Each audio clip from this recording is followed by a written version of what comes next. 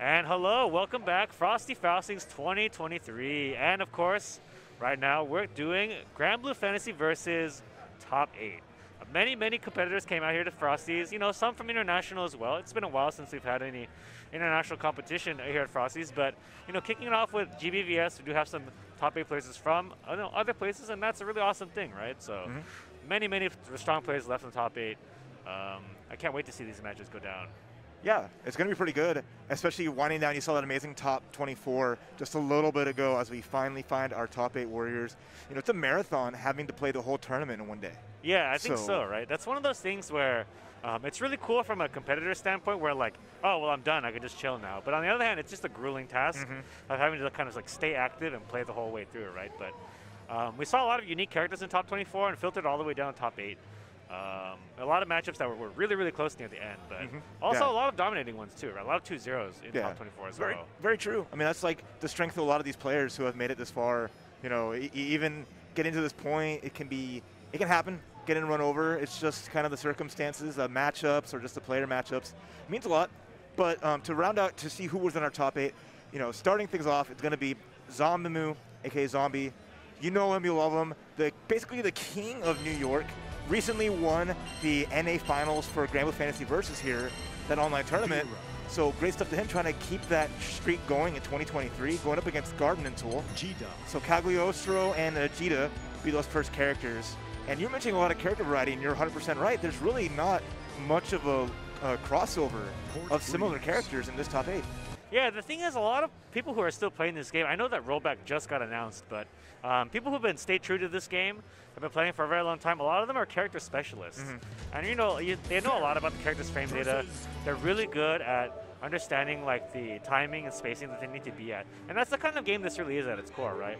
There's a lot of spacing and timing with this like footsie game here, because while it has the aesthetics of your classic anime game, it's really more of like a ground-based game a lot of the time.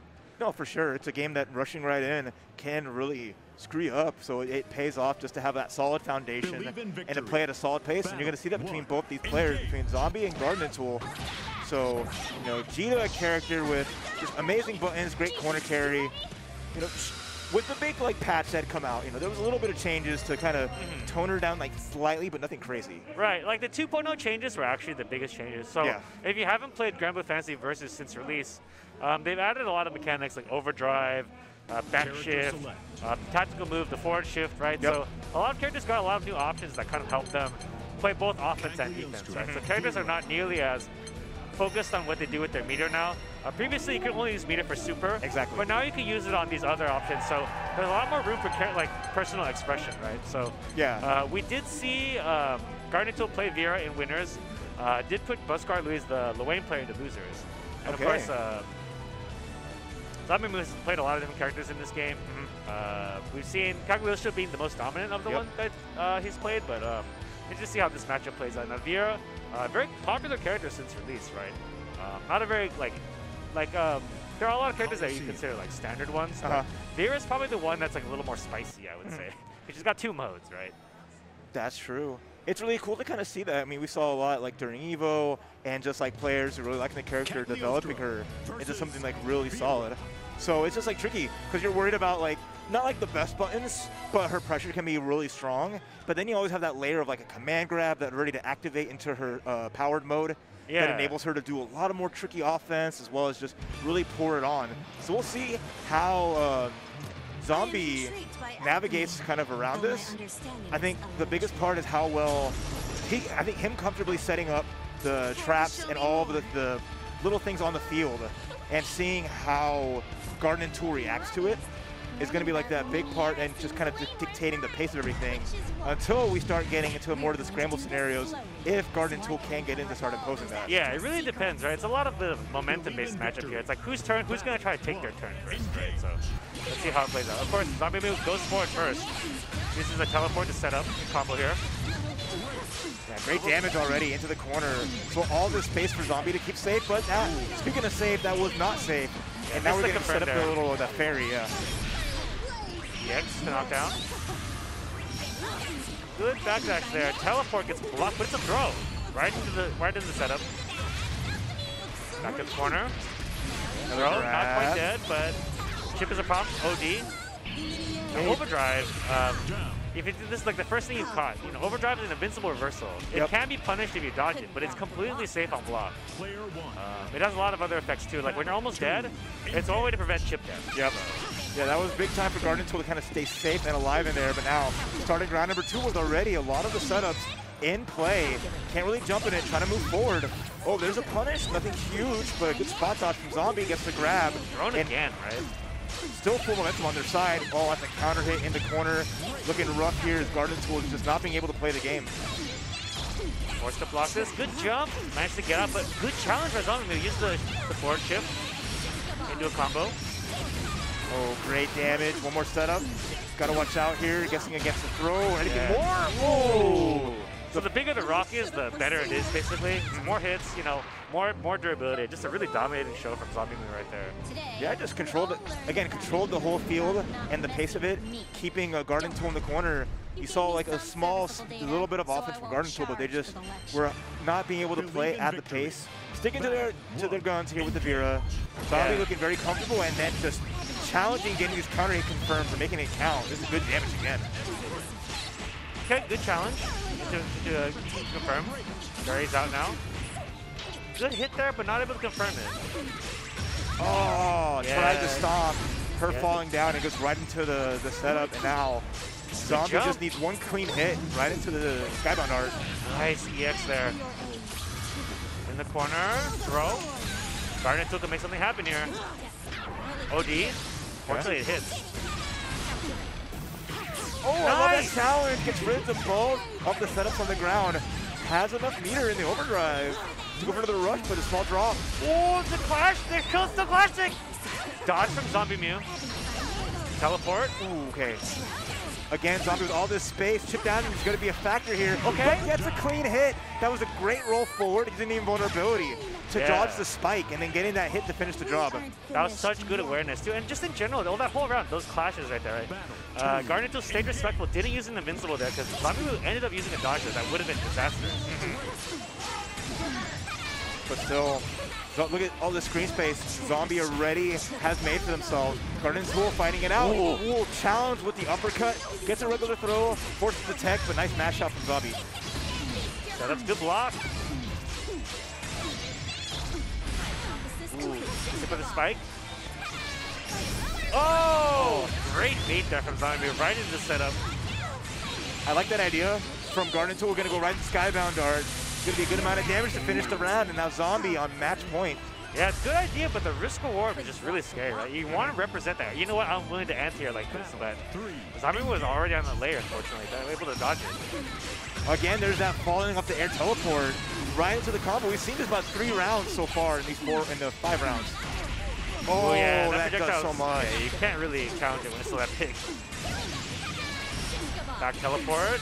Again, getting tagged. Forward shift is, you know, confirmed. Yeah, tricky situation. Try to run forward, but now any one touch or a throw, Zombie's just walking it back, representing that far heavy, but we get the rush combo into the corner. The hard knockdown, good chance here. We haven't seen any super mode here from. Oh, what a evasion with the tactical back shift. That was really nice. Yeah, there's quite a bit of invincibility like right there. So if you know what move is coming next, you can create a can to punish right there. Yeah. So that great showing though. Yeah, super smart, especially like in the thick of it where we haven't seen a lot of the pressure from Garden Tool. So I found that one gap, made it count. Yeah, and I did like that Garden Tool was able to make some small adjustments here and there, right? So after the first couple times, the Zombie Mew would just teleport and then go right in and throw. We didn't see that in the second round at all, right? So overall, just like a pretty good like showing of how we could. It's just a little like small improvements, little by little, but. Zombie Mew was already too far ahead, unfortunately. So with that momentum, able to take the first game, Zombie Mew will advance in winners. Yeah, really nice job. Winners finals awaits them, so then they are now in the 3 out of 5 territory, and they're going to be awaiting the winner of the next match coming up in just a moment between Don't Block Low and Beepaw. So another 2 amazing players and more again more fun variety, but you know no one that Zombie hasn't faced before. Right. So definitely in a comfortable position just from their great placings. But what I like to point out with Beepaw is this is probably the best that they've gotten so far in a top 24, top 8 for Granblue, at least offline. Always having made great pushes in tournament, but always kind of falling short, maybe getting to loser side or getting to like maybe top 8 winners and struggling some. Because they play a character in Fairy, right, that you don't really see too much as you did like at the beginning of the game. Right. Because so many characters can navigate neutral a bit better now, and she doesn't work too well when people get in on her. So we'll see how well that Beepaw has grown as a player to really deal with that. Yeah, you see, we mentioned before, but there's the new mechanics such as the like the forward shift, right? That kind of gave a lot of characters who didn't have an option to combo off of some moves against Fairy, like a viable option now, right? Before, your risk reward against Fairy is really kind of like difficult because Fairy's got the best moves, and like even if she hits you once, you know, you're just kind of stuck there, or you trade with her in a way that you can't really get a hit in. Yeah. Now characters have options like this, like such as example, Don't Block Low plays Metera. Before, Metera had 5L, which is really, really dominant, powerful, great normal. It just didn't do any damage because it didn't combo into anything. Now, with the addition of the 50-meter move, the forward shift, she has a viable way to combo off it and create pressure. Yeah, so. I mean, I love that, just that adding that new mechanic just rounded out so many characters, just made having more threats available for playing that patient footies, that whip punishing. So we'll see how that factors into here and how they use their meter against each other. Because I don't expect like too many back shifts. Maybe outside of like Fairy pressure, if you're Metera, try to escape that, because characters without a real reversal like a DP typically have the better back shifts than those with DPs. The frame advantage is a little bit better, less recovery. So it kind of helps, especially in situations when you're dealing with GG, anything like that from Fairy. But how well can Beepaw really get in on Don't Block Low is also going to be a big part, because we're playing that game of like 2 of the highest ranged characters in the game. Yeah, and this is kind of an interesting matchup too, because you have like more like traditional zoner who uses like projectiles and kind of like long range, and kind of ways to set up, right? But this might be the Catalina. I know they've been training, and basically their teacher is the one and only Neokarsh. So I wouldn't be surprised seeing another character out of the repertoire. Oh, okay. I'm mixed up left and right. Yeah, you never know, right? Some people, like, because this game is a bit on the simple side at times, you can pick up like a character's strong points and just roll with them, right? But Cagliostro's not necessarily the character I would consider one that you could pick up on the fly, but you never know. People are cooking, right? Yeah. What was he cooking?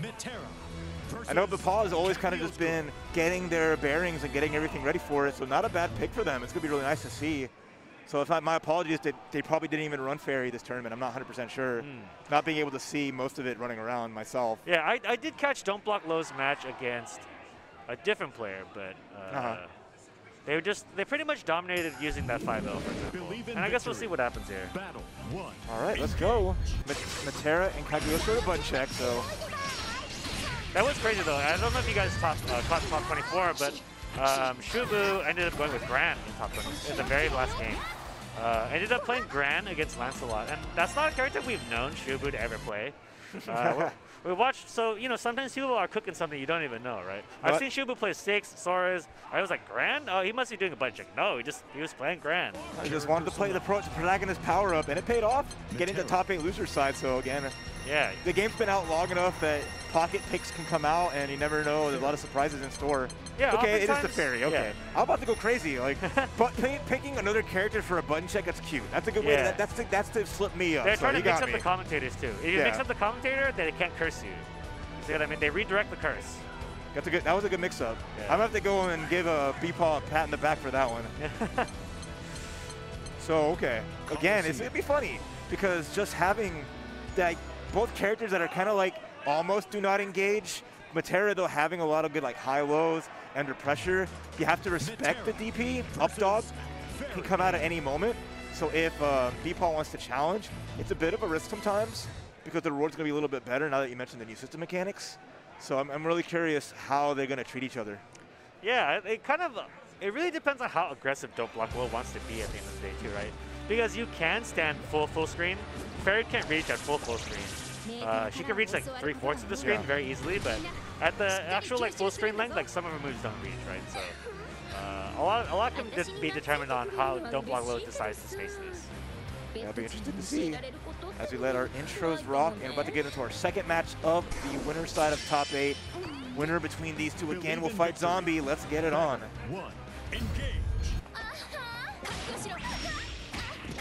Okay. Yeah, aggressive start for Beepaw with the jumping, right? It was for the overhead mix-up, but Don't Block Low responded by jumping out of it.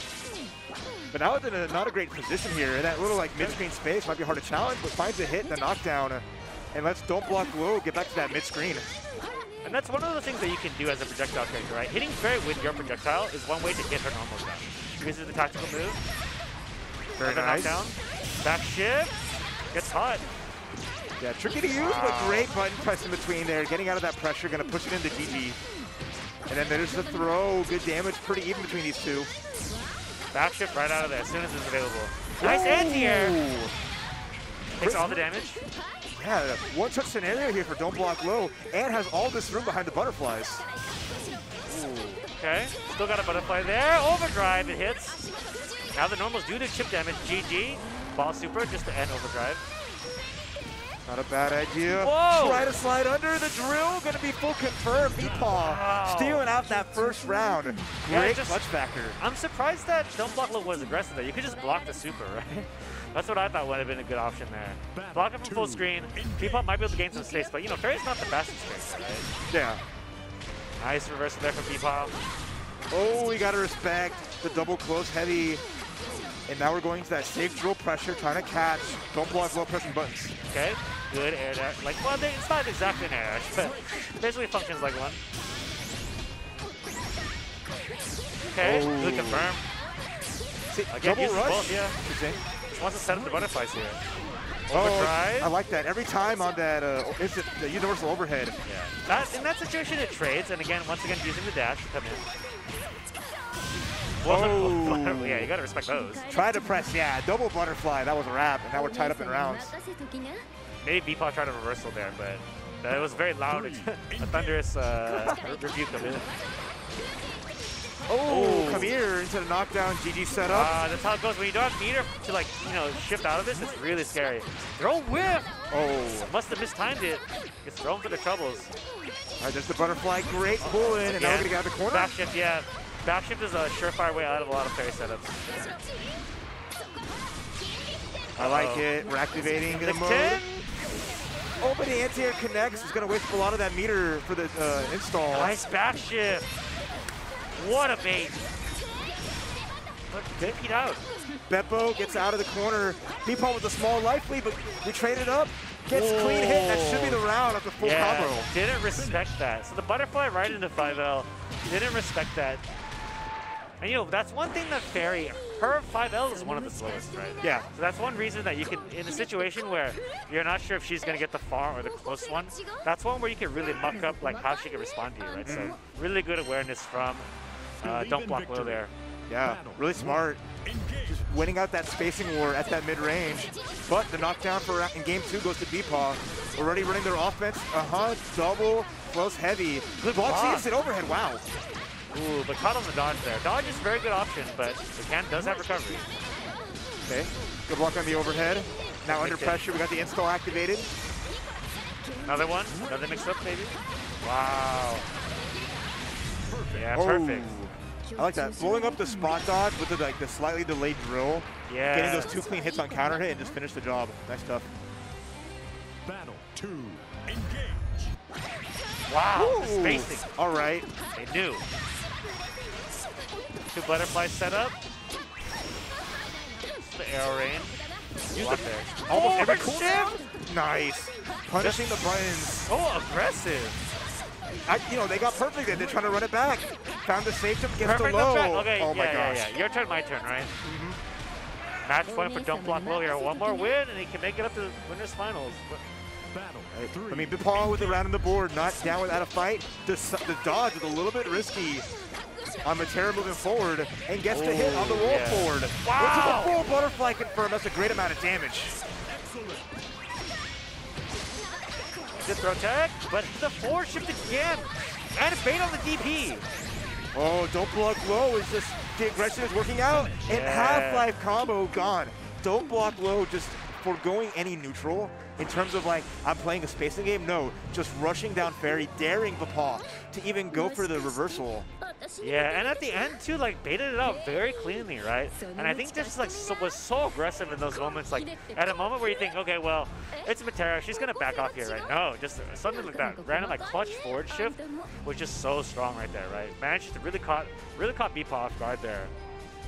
Yeah, a lot of pressure, because that's probably going to be like the biggest like turning point is just like that corner pressure and then just getting hit, going for the rush, just going right through any kind of normal, and just reminding kind of like this is where it gets really hard for Fairy, because a lot of her moves are just going to loosen that outright because her projectiles mostly operate at like an arc.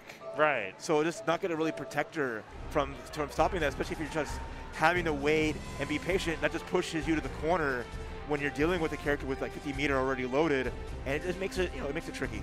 Yeah, and I think that's one of the things that, even if you don't use it all the time, just representing it is important, right? Yeah. Because once they know that, oh, what if he does shift here, right? Like I'm kind of scared of it, because like just even putting that in your opponent's head will make them stop like thinking about certain options more, right? And that's one way to really gain advantage even without directly having advantage. Yeah, so good stuff. That winners finals later on will be very, very good between Zombie and Joan Block Low. But now we go down to the loser side here at Frosty Faustings Top 8 for Granblue Fantasy Versus. The one and only Searchlight, aka Booskar Loose, coming up on deck, and then from Japan, RQ. Yeah, I believe I caught their matches earlier. So Booskar Loose, we all know, very, very Loain player, I'd say. That's one way to say it, right? So Loain's so weak, but how come Loain gets top 8 every time, right? You know, there's always somebody out there who's willing to take on the mantle of being like the most bro of them all, right? Of course. And so this time around, Booskar Louise in top 8. Again, very strong Loain player, very good at managing the resources, is what I'd say, and having like gutsy ways to play. RQ, on the other hand, very solid Seahawks player, 6 player. I watched that match a little bit earlier, just, really good at varying the options, right? So I really like to watch their playstyle play out here. And Booskar, I believe, does have a decent amount of experience with fighting in the 6 matchup, so I'm kind of curious to see how it goes here. Yeah, it's going to be a big part, because, running into 6 isn't going to be uncommon, kind of dealing with that, but I know their approach, Booskar Loose's uncommon approach, can really help them out here. So we'll just see how well kind of RQ deals with it, because their biggest boon in playing the 6 against the Loain is just putting Loain under pressure and really just forcing him to not really be able to kind of summon the bros, play their game at all, because just how fast that 6 can just get out of, skip neutral with a lot of those tools there. So that'd be interesting.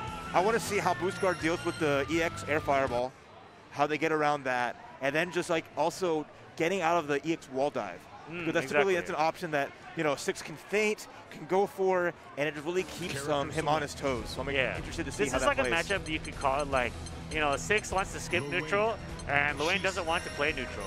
So it's like a really interesting matchup, because what Loain can really thrive is that if he gets out of a neutral situation where neither character can engage, he can just set up stuff, right? And that's one of the strongest things that Loain is good at. So, I would like to see how it shakes out here in terms of momentum and who makes the first move.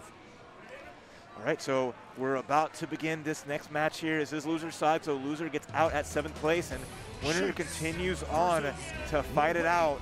Loain versus 6. All right. Let's go Bro Fam forever. Let's go 6. I love all the characters in this game. Yeah, I mean, they're all different flavors of Arun, so like they've got little cute little ears. I'm a fan. And exposed backs, the whole 9 yards. Of course, they're blocking with their fronts. They're not worried about the backside. That's no problem. Exactly. All right, pose it on him. We're gonna see the full 6-1. Yep. Ooh. Again, I'm so happy we get international representation. Yeah, and I really think the support of the game and I love the lore too, right? It's a lot of fun. All right, so we're starting out a little bit of respect. There it is, just using the EX to move forward in and putting Booskar under pressure already. And one thing we didn't mention was just that fast walk speed of 6, right? Yeah. That's one thing that's actually a big advantage of what is this matchup where if one character wants to set up, then what you can do is just walk in on it. Yeah, or matching counter for counter, but Booskar just challenging, finding the hits. There's the Caterpillar. Ooh, rush connects. Gets a knockdown mid-screen, and now we're just kind of seeing if we'll hit. There we go. It's going to be a good knockdown. Throw. One more throw will do it. Okay, EX Fireball. Back shift. Switches sides here. Corner really away and very strong, but still needs a clean hit. Missiles? Interesting choice. Wow, yeah. Didn't really have anything there. Maybe we're trying to go for like a gutsy, what if I parry situation? Because the parry would have killed there, right? Yeah. So. I think it was a good challenge either way. The one setup without any meter to call mom was Luz's best chance, but RQ getting a lot of hits and using some bar. Gonna get the full corner confirm, yeah. Yeah, just mauling him here. Finally a 50 meter, but nice challenge. Bhuskar has gotten a lot of good challenges. Yeah. It's tricky though because they're still backed up in the corner, and RQ just using these cooldowns to represent these different angles, but gives Bhuskar some space. Bhuskar loose, trying to find maybe a hit to get some momentum going, and now it's RQ in the corner. Nice counter. Feint. Very nice confirm. More bros, but just stay unblockable. All right, or very hard to blockable.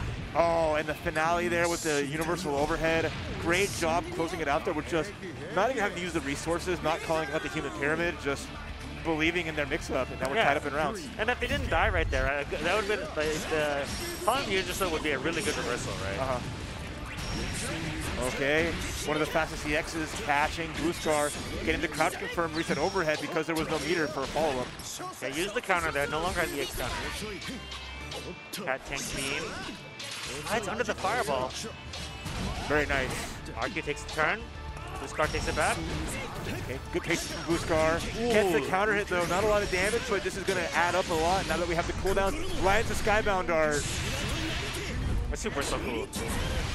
Just the moon in the background, every little thing about it. All right, is Mom home? Gotta watch out here. Nice tech.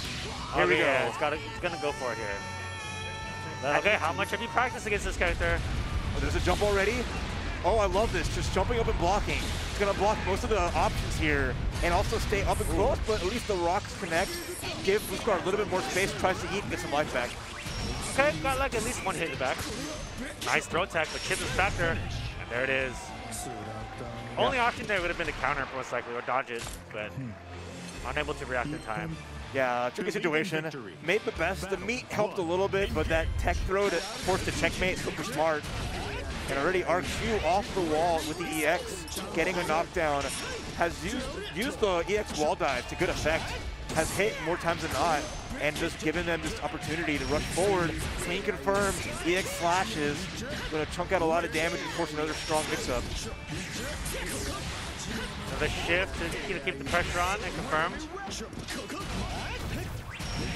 Oh, just when you think you're giving any little space, it's just creating a bait for you to move forward. Yeah, and Reno, you're noticing like RQ is just really mauling Bhuskar here, right? That's just what Six can do. Especially if you can't keep him out, that's just one of those things that's really difficult. Yeah, for sure. Okay, good use of the guard button, avoiding the pressure here. I'm tired of you pressing offense. Gonna just kickstart their turn. Overhead confirm off the counter hit. Really good, another good round for RQ here. Catching out full damage with the mix-up. Caught by the throw. Bhuskar Luis is on his last legs here.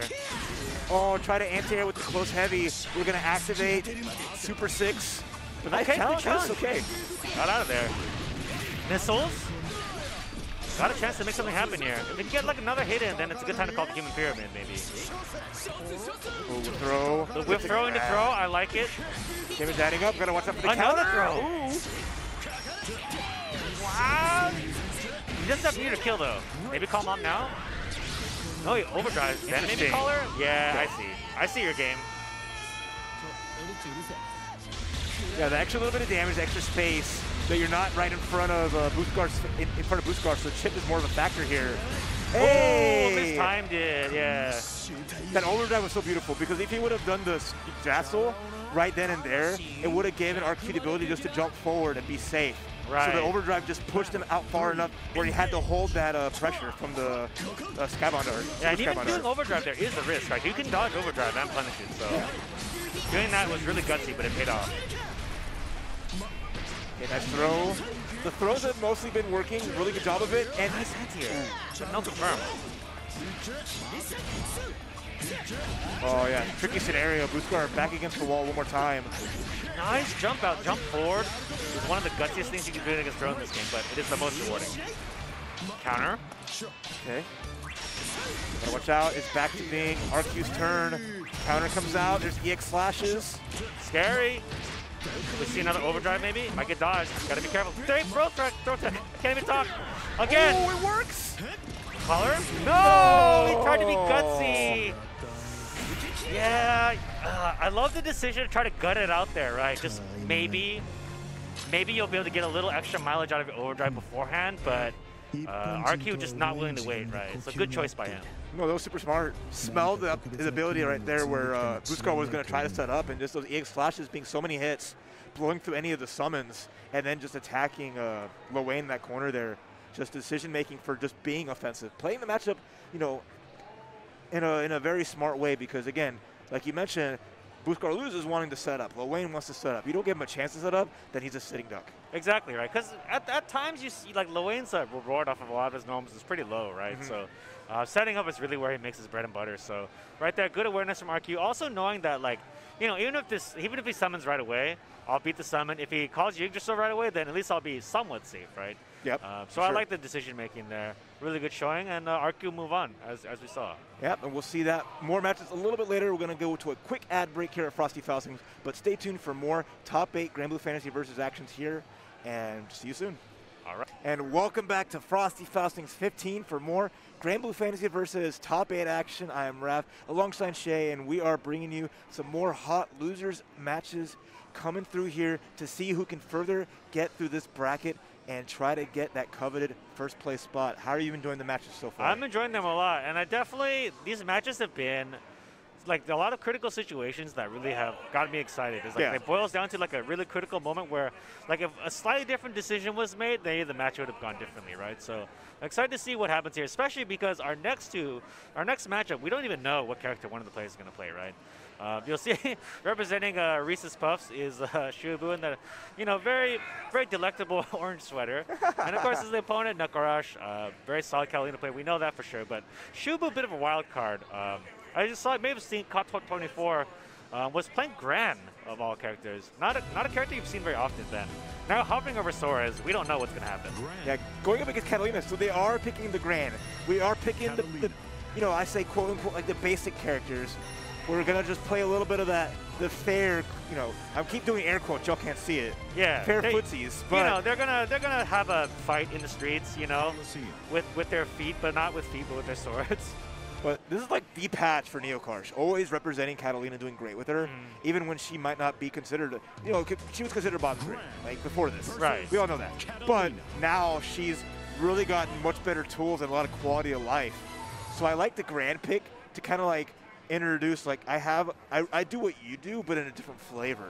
Right, and like that can be very comforting in a way where it's like, I know this move beats that move, right? And that move loses to this move. So it can make simplifying the matchup, and it can make a big difference at times, right? I think a lot of this is going to come down to how does Shubu represent that unique action, and how does Neokarsh deal with it? Good challenge there. Whoa. I probably didn't expect that to hit. Already in the corner here, tries to go for the light wall. Nice jump! Oh, big boot. Nice damage too with the knockdown. And that's the thing, Shubu's been playing this game a long time, has great senses for when like a fireball's gonna come. And in this game, just like any other, you know, ground-based game, a jump can make a huge difference, right? Yeah, all it takes is that one like early read, because now Neokarsh is gonna think, can I throw these out? When's the right spacing? When is Shubu gonna respect it? But speaking of jumps, very nice. Just does it, just do it. Oh, wow, what a jump. Such a key jump again, beating out the dash move. Okay, no confirm with the counter hit, but Neokarsh back in the corner here. Nice, going for the rush forward, really good. Not quite in the corner, but the pressure. Nice light wall, but safe block. At least Neokarsh getting back to the mid-screen, but has to be careful. There's a punish. Overdrive. He got blocked, so it's safe. Of course, in overdrive, supers are available. What a clash. Ooh, went for the sweep there. I like the idea going like sleep super, right? But Neokarsh had the right answer to that. Yeah, close it up to the wall to get the EX thrust off the wall bounce. And now we're all tied up in rounds. Shubu being the main aggressor here, but at least Neokarsh has found ways out. Man, oftentimes using like spacing tools there, we don't find that necessarily that common, right? For example, using you know, the light slash there. Oh, that light thrust, pretty safe. Good neutral jump to punish the boot. Now Neokarsh, slide advantage, pushing Shubu in the corner. Okay. Trades a fireball for that. What a trade! What a whip punch! Sorry. Pressure from Nakash. Jumped out of the corner, but great anti right into super. I love that between like Shubu trying to just jump over far enough, maybe not to get caught by like a too heavy or anything like that, right? But still just couldn't get out of the range of it, so leading to that full confirm. Good for Neokarsh. Really good awareness of Neokarsh, just waiting, right? That's one thing that's difficult about anti in this game, is how long you have to wait sometimes. And sometimes you trip them up by just jumping over it, right? But that was a really good option there. Boot. And punish too close. That move is not safe up close.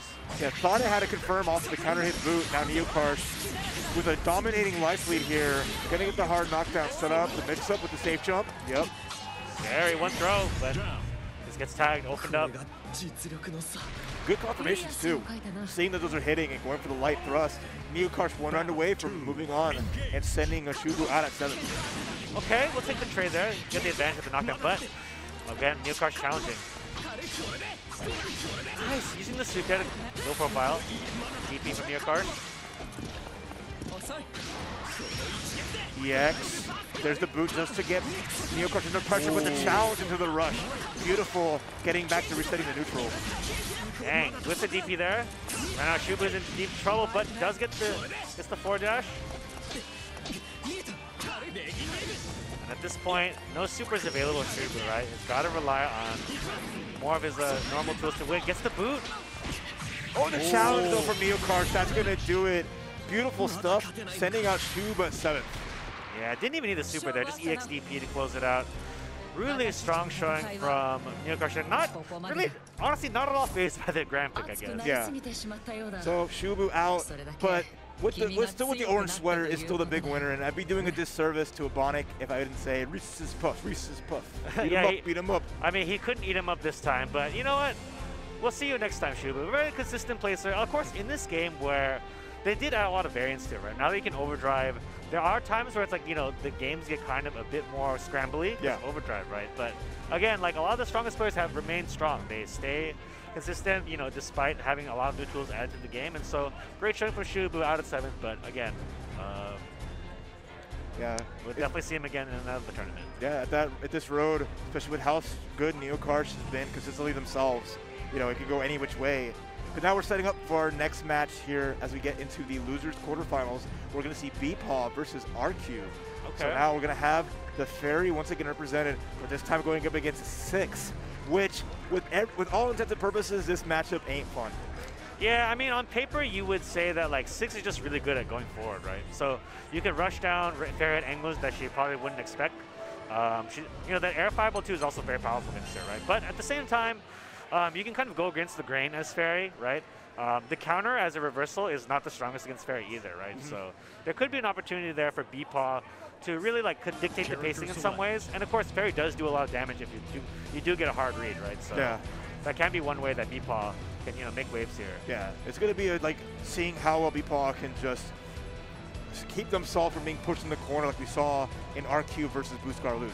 Can we avoid getting shoved backwards? Can I contest without being too obvious with these normals and getting hit by like the rush or letting the neutral skips occur more often than not? Yeah, I do think that that they may be able to keep. It depends. It really depends on momentum, right? Yeah. Because I think that if you're kind of too predictable with some of the neutral skips, right? That 6 can do, you're liable to get DP'd, right? Her DP does do a decent chunk of damage, so. But at the flip side, you can feint it, right? But once you feinted it, we haven't really gone over this yet in this particular block, but in this game, when you use the EX move, it occurs a cooldown, right? Yep. So that move now, all versions of that move are on cooldown for a while. So you can't just repeat that move over and over again. You have to wait for it to come back. So you can gain space by doing that. Let's just say you bait out, like you do a fake right there, then now Fairy can set up, right? Because you can't go in anymore. So yeah, a lot of little things, so we'll see how that plays out. How well, you know, every good player, how do they manage those cooldowns, like you mentioned? How efficient are they with their meter? It's going to be a lot, and there's a lot to think about here, which is going to be the high speed and like high attack 6 going up against the cool it. We're playing at my pace, but that ain't going to be easy. That is, of course, that they pick those characters. They may pick something completely unknown to us.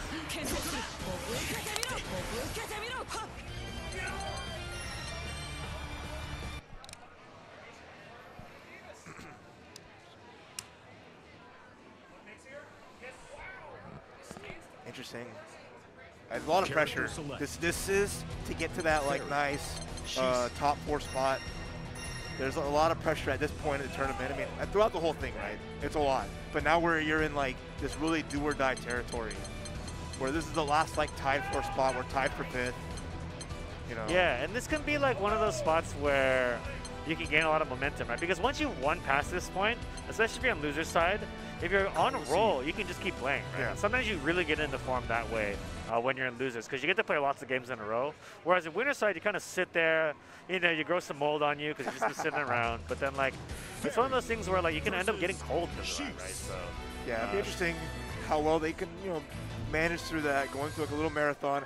How well can RQ do on an American stage here at Frosty Faustings, or can BPaw break their curse that they have just been dealing with, making these top 8s, doing well in tournament, but then falling through when it matters most? Yeah, it can go either way, right? I mean, RQ so far, the stage does not seem to phase them so far, right? So that's a good thing. Sometimes playing on stage is totally different from playing like out in the wild, right? Everything's louder. Suddenly, like, you feel like your underwear's on too tight, and, like, you know, like, it's just different playing on stage. I hate to be that guy with underwear too tight. Yeah, it's rough. It's rough out here. You don't have to worry about that if you don't wear underwear. Anyway, round 1, let's go. And immediately CGG, EX Slash, get the knockdown. And now, how does BPaw respond? Do they risk going for the reversal, or do they just sit here and take this pressure? No, so far taking both throws. Yeah, RQ just spending the resource just to stay in, right? And it's working out so well, so has built himself quite a nice lead. Nice challenge. Okay, good. Got the confirm. Immediate back shift. And now forward shift. More pressure. The challenge, though. Wait a minute. BPaw's going to escape the corner with the jump over. Okay. Yeah, it was pretty conservative with just the jump over there. And went for the dodge. No good. Dodge is something you can cancel pretty much any normal into, and it makes you invincible, but it does have recovery. So if your opponent just like delays like their button reaction, they can easily punish you. Yeah. Again, immediate GG call gets answered by the EX Slash. Wow. That's a big punish. Gonna get something crazy because the EX Slashes are gone, but it's already over half-life gone. Yeah. Once you've used the EX Slash, it's on cooldown, right? So you couldn't continue that combo there, but still great damage. BPaw trying to keep RQ out there. Throw whip. Good confirm. And Patience here with the rush. Gets almost punished. Nothing rush crazy. is bad. Ooh. Ooh, got the full confirm off that. Nice reaction Reset. to the counter. Ooh. Yeah. Yeah. I love the feint off the wall. Got a reaction, not the EX reaction, but just still a Beppo. Yeah. And then just, okay, it's my turn to run forward. And, you know, it got a little spicy with the rushes back and forth. But again, RQ using those EXs so well and making it so hard for BPaw even to get an inch in his neutral space. And as you saw, BPaw does not try to summon neutral anymore. Again, baited. Spends me to extend the combo. And even a small extension makes a big difference, right? Because just spending a little more time means your cooldowns can come back. Yep. That's going to be the round. Yeah. Going to lead to a match point for RQ. Speed running right through BPaw. Yeah, just a dominating force right there, right? So far, BPaw's not been able to keep RQ out at all. Off the wall. Has to be careful because, again, just whipping anything is going to get that EX Slash in your face. So BPaw giving up all the space. And now in the corner. BPaw able to keep RQ out so far, but now RQ's got Fireball, uses it. Doesn't try to challenge there. Very careful spacing here. Goes off the wall. Yeah, RQ's in, uses the Fireball. A lot of damage here. Representing just maximum into more pressure. Nice tech on the throw, but you're still under so much pressure here. Another throw. Overdrive. Oh, it got dodged! How GG. far ahead is RQ? Just so far ahead. That was a lap. If this was on the track, that was already running right behind BPaw, taking him over.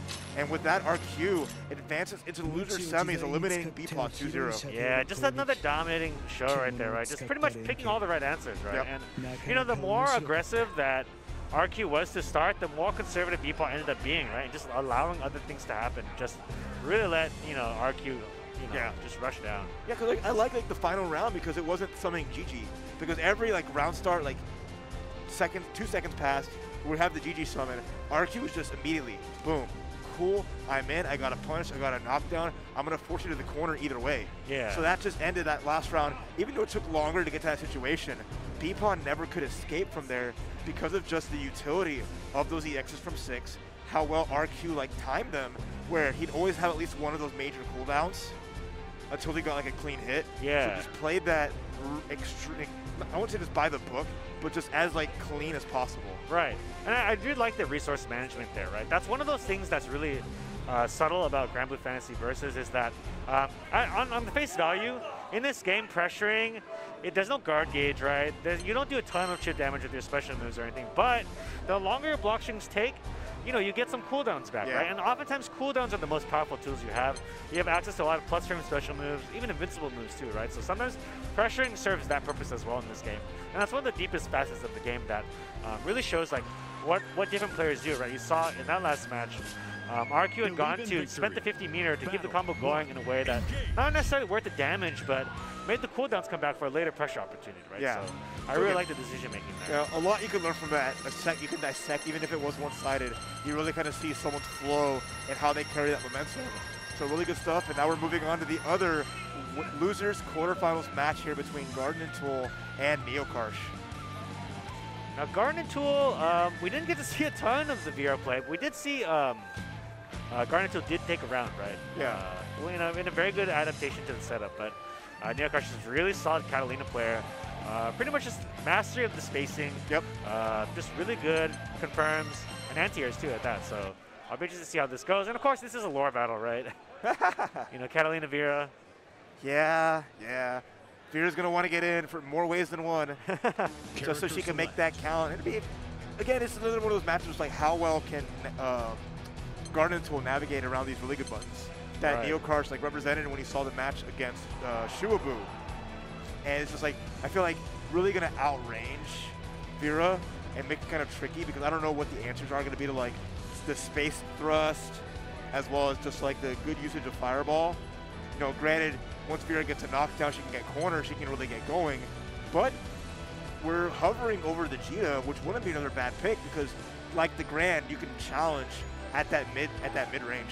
Right, you know, I know what's good against you, you know what's good against me, so it's a decent choice if you wanted. Catalina. We are going to go with the Vera though, and I think that you know, I think it's at this point in the tournament, sometimes it's just good to go with what you know, right? Yep. Even if you're not necessarily super comfortable with a matchup, like sometimes, you know, all you can do is what you can do, right? Yeah. So. Nothing more, nothing less. Yeah, dance with who brought you here, you know what I mean? And what a dance it will be between these two wonderful ladies, these roommates. Yeah, and they were roommates. All right. So again, there's a lot to think about as we're going into this. I know mostly on Garden and Tool's side, in my opinion. So we'll see how the great wall of Neokarsh can get surmounted, or if he will just dominate with that just strong spacing and defensive play. Yeah, I'm interested to see like what's the first move, right? Because oftentimes you set the tone with what you open with. Believe in victory. I'm gonna go with thrust. Battle 1. I'll say fireball. It's a thrust, you got it. I win the 50-50, yay. Again, so it looks like Neokarsh is starting out by maintaining this mid-range spacing. And I think that's just probably where they're going to stay, unless they have the full advantage here. Again, backing up, go back to mid-range. Nice whip punish.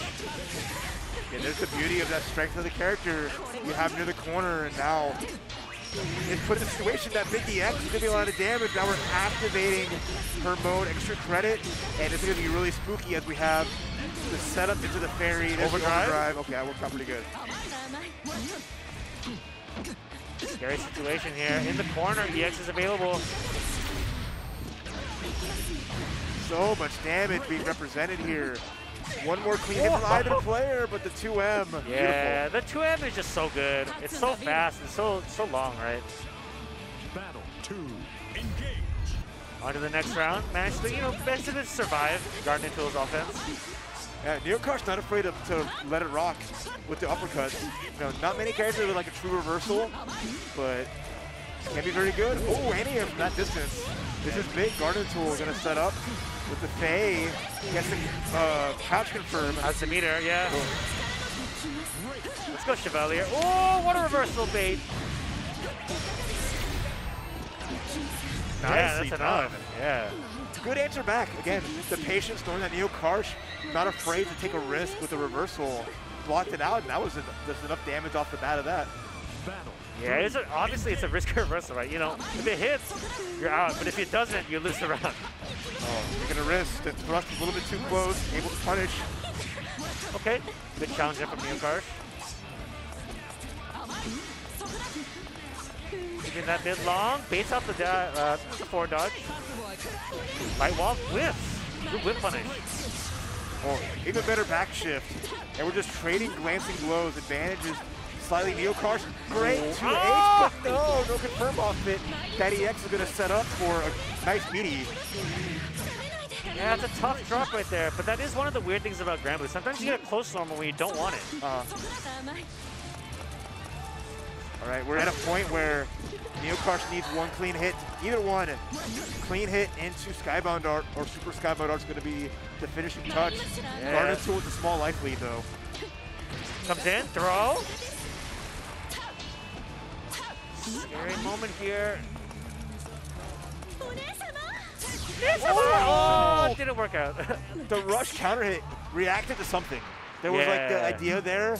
A great option for that is going to be the sidestep, because you can cause the rush to whiff and then get a full punish. Right. But I don't know what they went for. Unfortunately, got counter hit. Neo Karsh up the game. You know, I think sometimes when you do jump in and it whiffs, right, the timing of their landing recovery is just kind of weird. So somebody try to do something, it doesn't work out. Good bait. But no meter for super here, but it's going to do a lot of damage. Yeah, great. And in this EX, but another reversal. No fear from Neo Karsh. Yeah, no fear.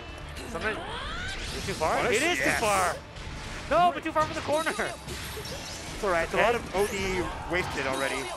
Now, no more OD. You can take the chip damage, and there's no resources. OD's back. Wow, aggressive OD here gets reversal for the doubles. This could be actually an overcommitment here, right? Command grab. First time we see that represented. Connects, activates in a power state, and what a back shift. That was a crazy bait. It was so good.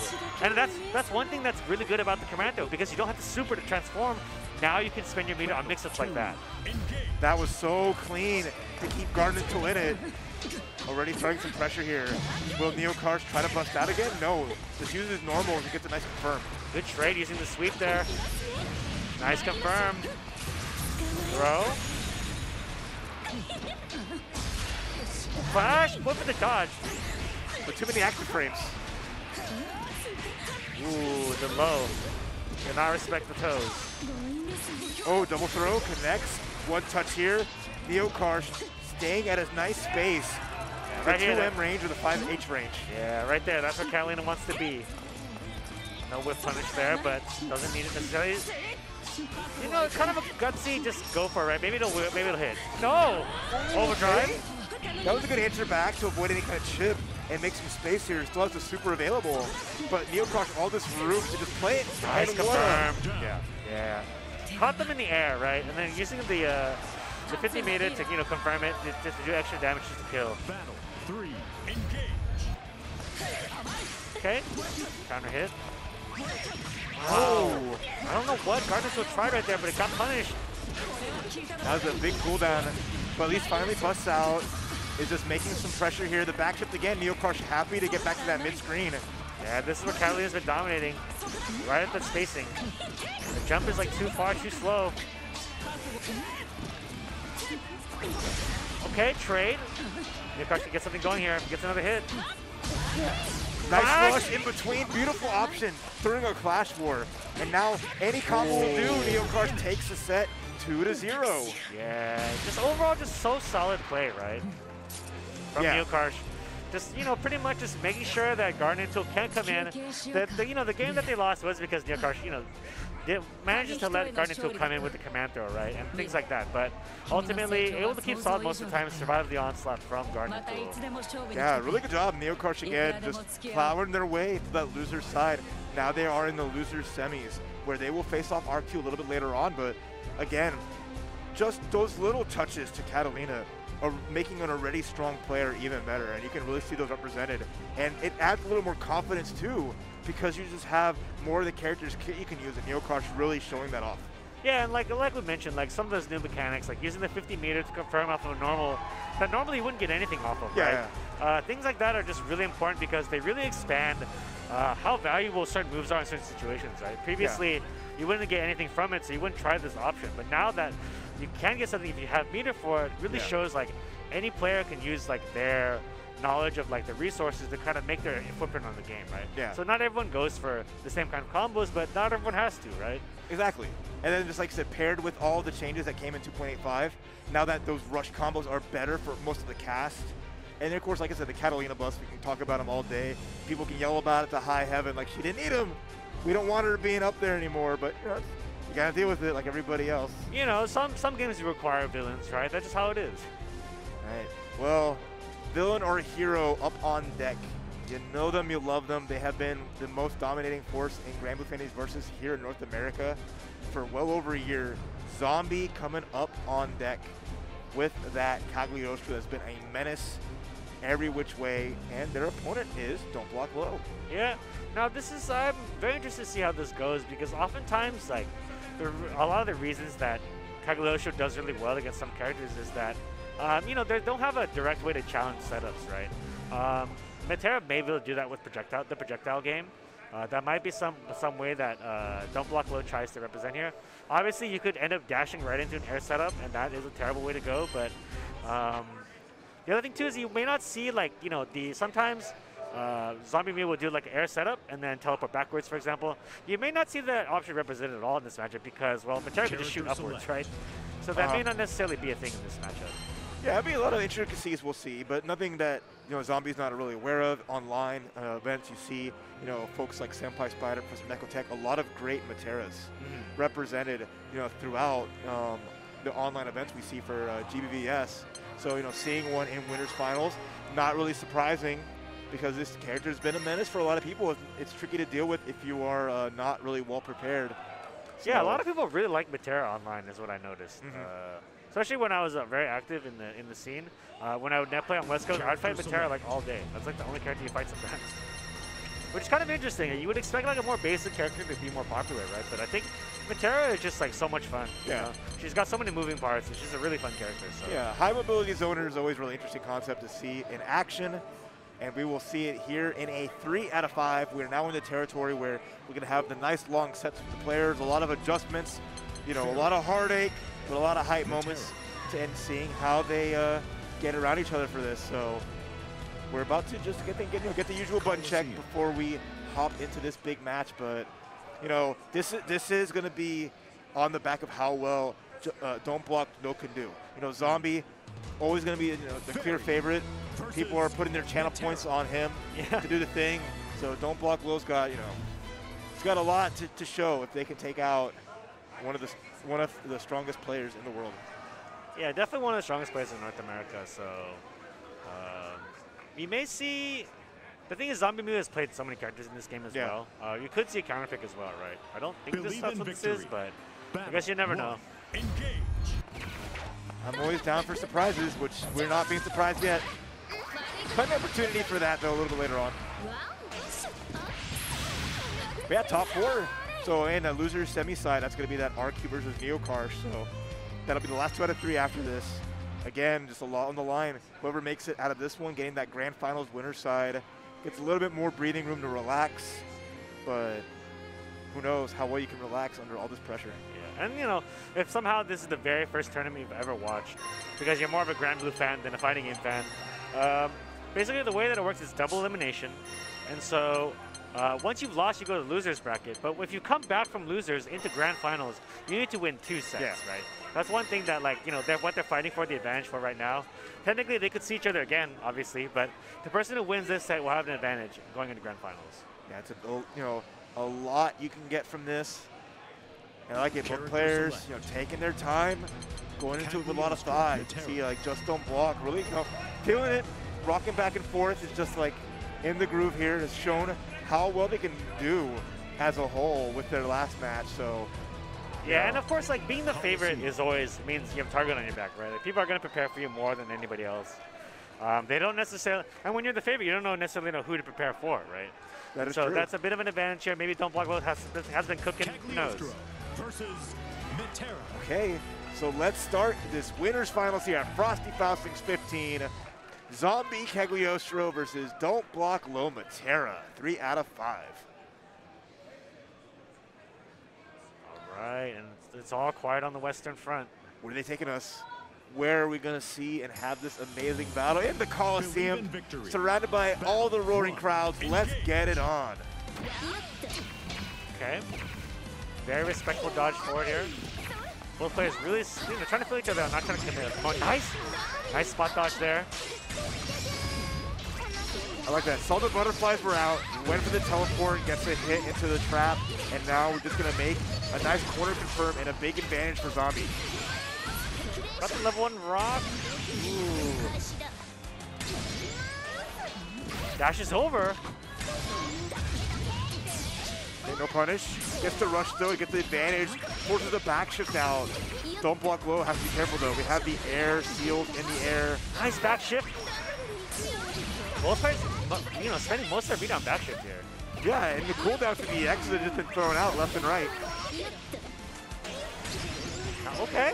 The anti-air lost, it seems like. Throw gets tech. Fake throw. Into a real throw. Double assault to get over. There's the teleport. Hey, good spacing on it. Force the teleport still in front. Tactical move. Another trade. Oh, we're going to teleport out? No, we're going to roll forward. Good trade again. Has the advantage here, but not the life total. Oh my god, didn't get punished for it. Chip damage is infinite, and just the rock. Yeah. Try to move forward, but great from Zombie to put out a projectile and stuff it. Really close round already. We've seen, it's not a big difference between them, but Zombie with just a slight advantage there with the life lead. Yeah, they were trading places in that right corner all the time. Here. Big full confirming into the corner, setting at the butterflies. Didn't get the butterfly to pop. Whoa! Anti-air. That was probably a teleport, but when you're a top player, your top player aura helps you. Things just hit when they're not supposed to.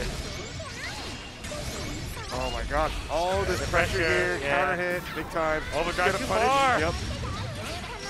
Yeah, that's one way to deal with overdrive. Just be too far for it to hit, right? Exactly. Yeah. Nice space. And that's the space you see Zombie play a lot. That far, the 5M space. Just being able to use that poke, which was right outside of overdrive, like you mentioned. Game 1, Zombie. Good job. Sets up the butterflies. Uses both, gets his empty jump low. Reset here into low again. Don't block low. You open up with lows. Telling you, don't do it. Don't do it. Don't block low. Just don't block. Just a pixel left. And, willing to back off now, right? At any point, just one random fireball could kill when it gets blocked. Oh, what a whip punish on the 2M. That spacing with that 5L just hitting perfectly that extended hurt box. Yeah, I mean, 5L is absurdly large for an L, but before it didn't combo anything. Now it combos into rush, so. Oh, fake throw. I like it. Nice anti-air. Tries to shift the back shift, doesn't work out, but gets a grab. Good damage on Zombie's part. Right into the seal on the bottom. Yep, more pressure.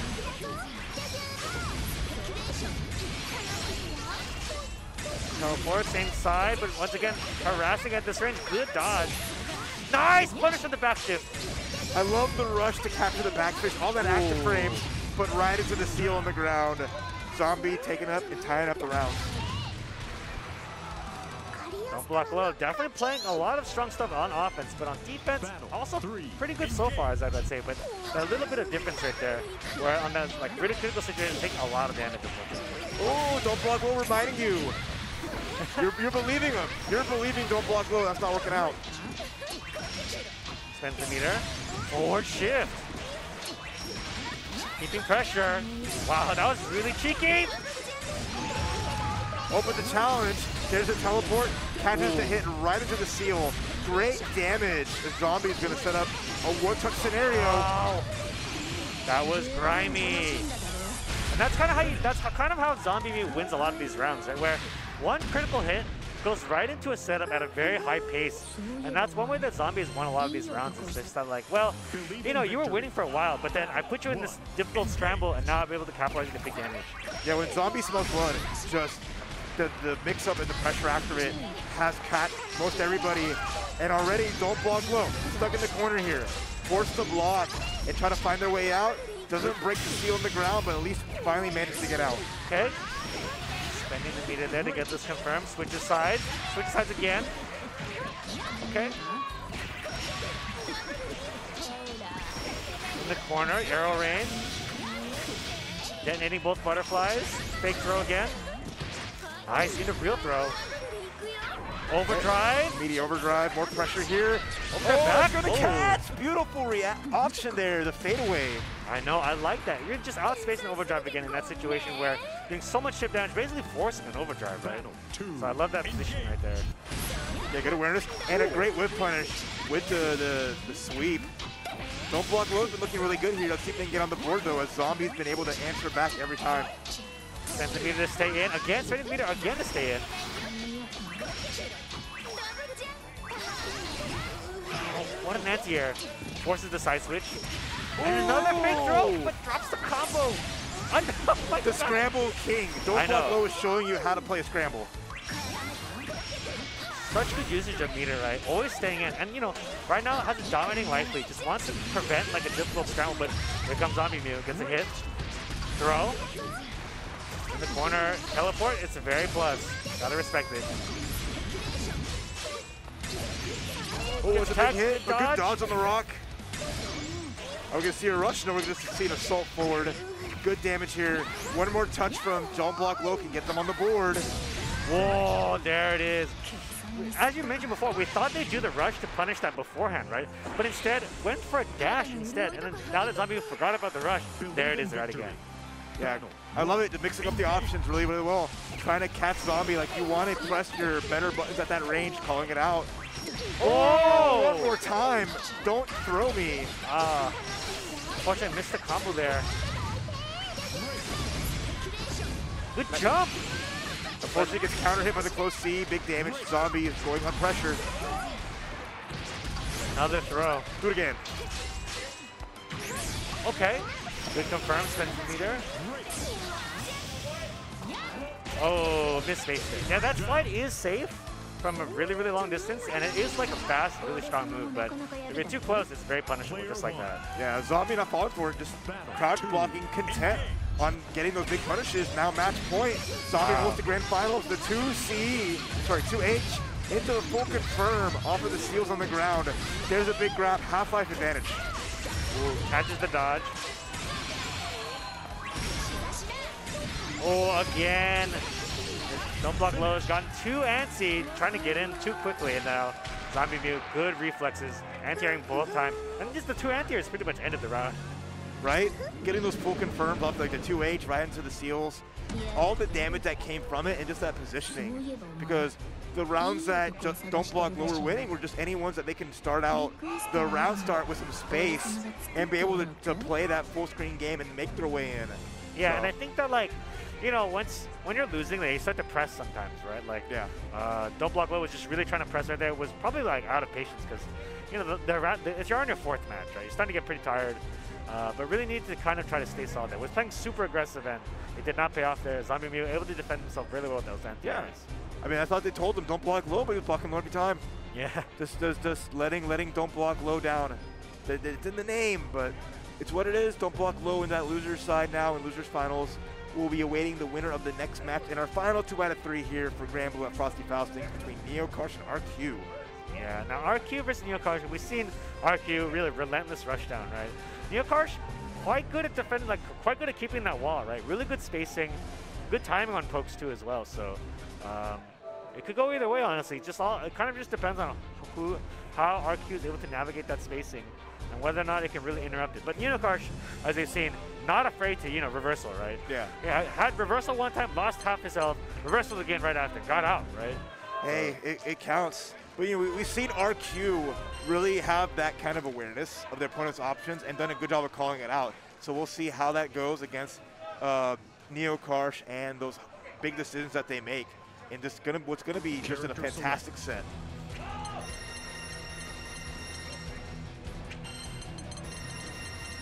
Now, of course, this is assuming that both players play the characters they've played thus far.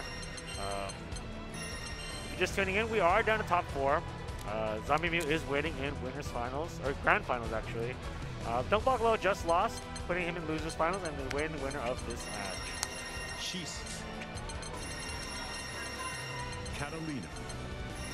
I'm excited for this one, especially representing Puerto Rico is Neo Karsh, and from Japan, RQ, which again, I don't think RQ has made it to our side of the pond for a Granblue Fantasy Versus tournament. I know there's a lot of like international representation here across all the main amazing anime fighters we have, so really glad to see him make it this far. Can he crack a top 3 here at Frosty Falcon, or will Neo Karsh solidify himself as one of the finest we have in our scene here? Yeah, exactly. And I know Japan has oftentimes dominated the Granblue Fantasy Versus. They're among many of the top players at EVO this year. But now that we're going to get a rollback as well, maybe things will start to change, right? So, all right. I'd love to see that. I'd love to see more interaction between everything.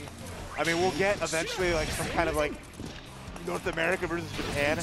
It might not be amazing in terms of connection quality. It'll be better than it can be now. Oh yeah. But we get to see some people actually get to play each other interact more, because it just feels like there's always been a big divide, and we've never really gotten both scenes together in a big capacity. Right. And I think that Granblue, Granblue Fantasy Versus was like the Snakebitten franchise, right? Just happened to come out during the pandemic. But now that rollback is coming, Granblue Fantasy Versus Rising will be the next game, and it's great to see like a ton of excitement for this game again. So what do you think better for the new Granblue? Are you thinking GBVSR or GBVR? What camp are you in? Okay, I'll tell you what mine is after you think about it, and let me know what your answer is. I'm gonna call it plus R. That's not confusing at all. No, of course not. Oh boy. All right, so we got a third option in the mix, the plus R. Yeah, just call it plus R, guys. There you go, easy. We added an R to it, and there you go. We're rising up. All right, all right. So. We could call it Rev instead, I guess. RIV, right? I won't even question how you got to that point. I can't wait for the sequel to that one so we can call it Rev 2. Yeah, exactly. All right, guys, loser semis, RQ versus Neo Karsh. 2 of our last international competitors here at Granblue Fantasy Versus and Frosty Falcon 2023. Yeah, I'm interested to see again, setting all the time, getting the anticipation, these amazing intros. Yeah, I mean, you don't get all the time in the world at this stage. You gotta soak it in, right? Yep. To the Coliseum we go for another epic battle. So Neo Karsh aggressing early on. Wow. What a whiff punish on the wall dive. RQ undeterred does it again. Ooh, nice counter. Beating the pokes. Interesting option to bust out. Speaking of bust outs, nice DP. Okay.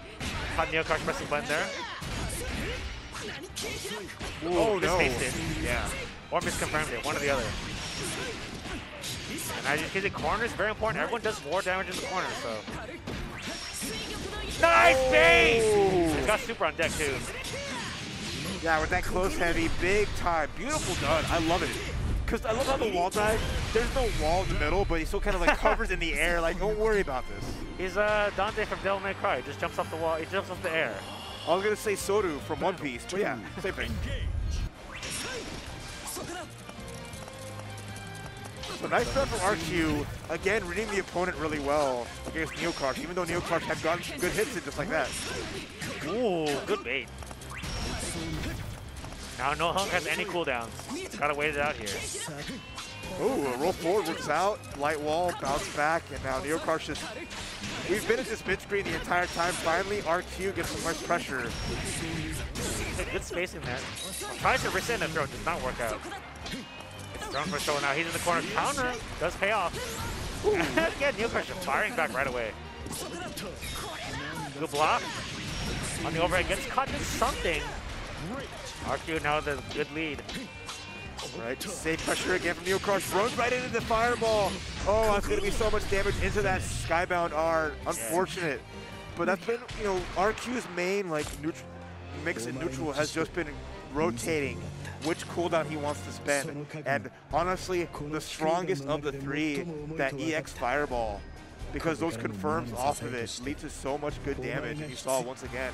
The other thing too is that we've seen that NeoCrush is willing to anti-air on a pretty quick trigger. Yeah. And you know, having the fireball to deal with that is really big, right? So far RQ has gotten a very good grasp of NeoCrush's timing on defense. Yeah, they're showcasing their strength here. Nice punish with the thrust.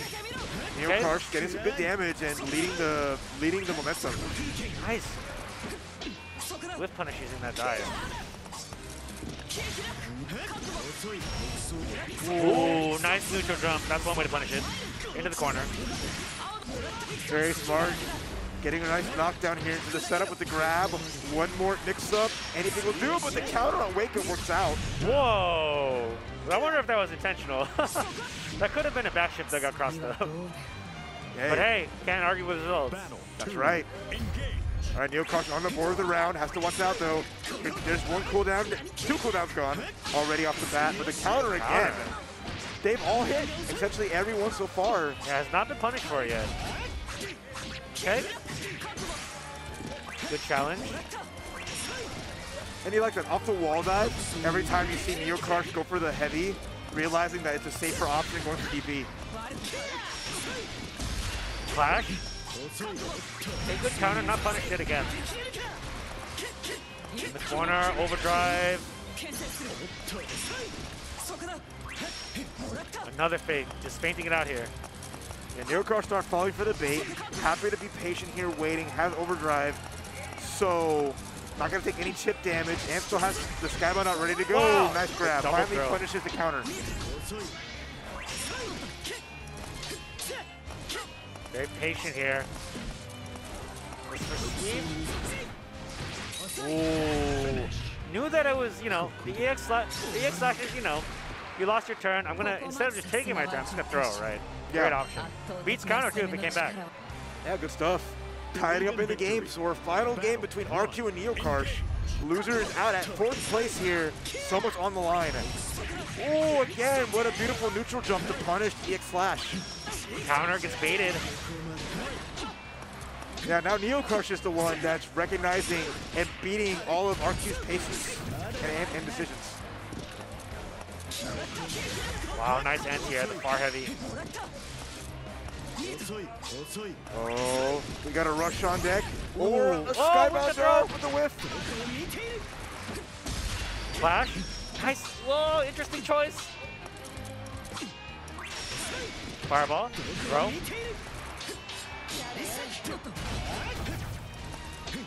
Backing off here. Again with the throw. But this time it was a whiff throw mix-up. You never know. Throw broken. Overdrive. It's going to work. No chip damage here. RQ but gets hit, stabbed right in the chest. Match point NeoCrush. Yeah, so far NeoCrush, once again, pretty much able to develop this wall, right? No longer really falling for any of those wall dives. Again with the punish. Wow, Okay. wake up fireball. That's probably not meant to happen, but whatever works. The walk-off throw does not work there. Again with the neutral jump, punishes that. Throw in the corner, breaks the next one. Counter gets baited, but not combos. That's a lot of damage here. R2's getting back into the match. All the cooldowns have been really gone, but the back shift comes out for NeoCrush. There's the grab, double grab, triple grab. No, not quite. Oh! The Not whiff throw! again. Whiff throw is so much mileage. Counter. A DP will kill, you gotta be scared. Oh, EX. hard knockdown. What do you got? Another throw. One more hit. Anyone will do for both players. Fireball throw! That was so scary because in a situation where one DP will kill you, Yep. he's got balls, man. Bet that NeoCrush would have pulled the trigger, and he didn't. Oh, EX Slash mid-screen round start. Already a knockdown here. The patience trying to bait out the DPs, but NeoCrush is not biting. Yeah, just it's maybe a continuation of last round. If he wasn't able to DP then, he's still not able to DP now. He's not willing to. Oh, punish. Whiff punish. Great damage. What's the setup? Except this time, willing to fire. Uh-oh. Really spooky here. But the EX slashes, that's going to be it. Dang. You gotta wonder, what if Neokarsh just, had just fired one the last round, right? Uh-huh. But once you give someone a whole new life bar, anything could happen, really. Yeah, for sure. I like that Zombie's like telling RQ, hold on, you gotta play again. Don't run away yet. You gotta fight in that losers finals. But what a great loser semis. Neokarsh out at 4th place. Excellent Catalina, but RQ's just able to get those hits in neutral, and especially in that after that comeback in the 2nd round of Game 3, really just called it at the right spots, because as well as Neokarsh was avoiding like the EX slashes by neutral jumping, by playing at the right spaces, at some point you get back in that 6 preferred range, and then it's just, if you're holding forward, it's so hard to react to immediately and get a good block on it. Exactly. Like, and just when you're face-to-face like that, like every character is equal at that point, right? Yeah. It's just a really scary situation where most characters have some frame advantage from close range, and you just gotta be like, you're just permanently scared. Like, what if he baits out my throw, or what if he baits out my DP? I just lose the round immediately, right? But at a certain point, like, you just get scared and conditioned, and like, oh man, I'm just too scared. I can't do it. Yeah, it's okay to be scared though. It's all right. You can build up back that courage with this small break we're going to take right quick before we get into those losers finals. So please don't go anywhere. We have more Granblue Fantasy versus Top 8 at Frosty Faustings coming up in a little bit. All right, and we're back. And then there were 3. Frosty Faustings 2023, Granblue Fantasy versus Top 8, all the way down to Top 3 right now. I'm your host, Shay, and with me is RafTX. What's up, everybody? Welcome back. It was a great little break, but now break time is over. We're going to get down to the nitty-gritty and these final competitors, starting with that losers finals in the nice, kind of like, what do you say? That's like more like a mute yellowish. Yeah, it's like I'll just say it's an off-white. Maybe the blue is making it a little more off. Yeah. Right? From Japan, representing 6 and clawing their way up through this losers bracket in great fashion is RQ, and their opponent, Don't Block Low, with an amazing Metera, trying to fight back to get into that grand finals and face Zombie one more time. Yeah, and I think that, RQ is hot right now, right? He just made like a really, really close comeback against Neokarsh in one of those rounds in the final game. So you gotta be thinking he's very fresh right now. His nerves are, really tempered, and he's ready to go for it, right? But at the same time, Don't Block Low, his offense is just really crazy. And 6, he does have a counter, right? It can be pretty effective against some of Metera's types of approaches, but at the same time, it's also really scary to use that against a projectile too. So we'll see how it goes. Yeah, it's going to create a nice little guessing game, and it's going to make a lot of good back and forth. This is another 3 out of 5 set, so it's going to be extended.